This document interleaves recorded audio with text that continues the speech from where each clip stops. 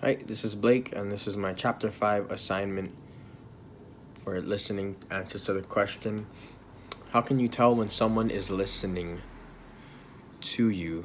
Well,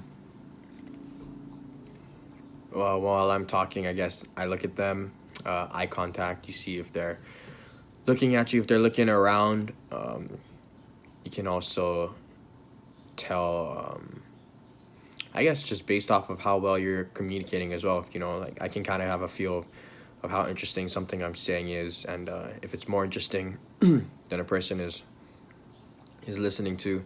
But I also notice that if I'm talking about something that like I really like that's really interesting to myself, I'll notice less about how the other person is responding because I'm just so excited about what I'm talking about.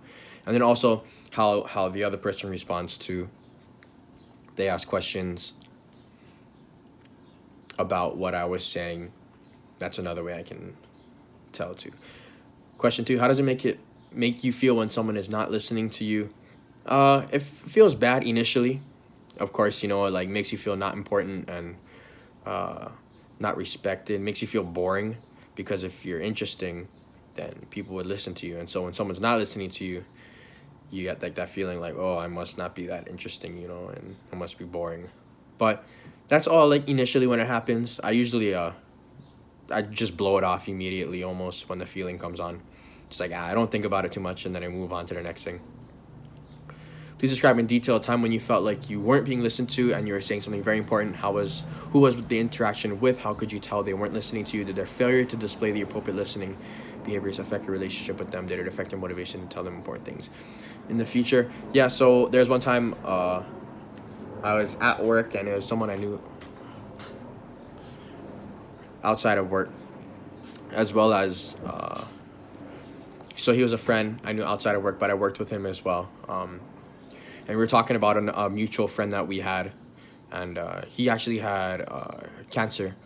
Our mutual friend had cancer, and it was terminal. And then I was talking to him about it, and then saying, like, oh, the cancer. The cancer he has is like terminal. He doesn't have that much longer to live. This is the first time we're talking about it together, about the situation. So I was telling him first, it's terminal, yada yada yada. We're doing this for him, all that kinds of stuff, and then he basically responds back, and he says, yeah, the cancer he has is terminal, so he doesn't have that much longer to live. And then in my head, I was just thinking, I had just said all that to him, and then he just restated something that I had just told him, and it was like, okay.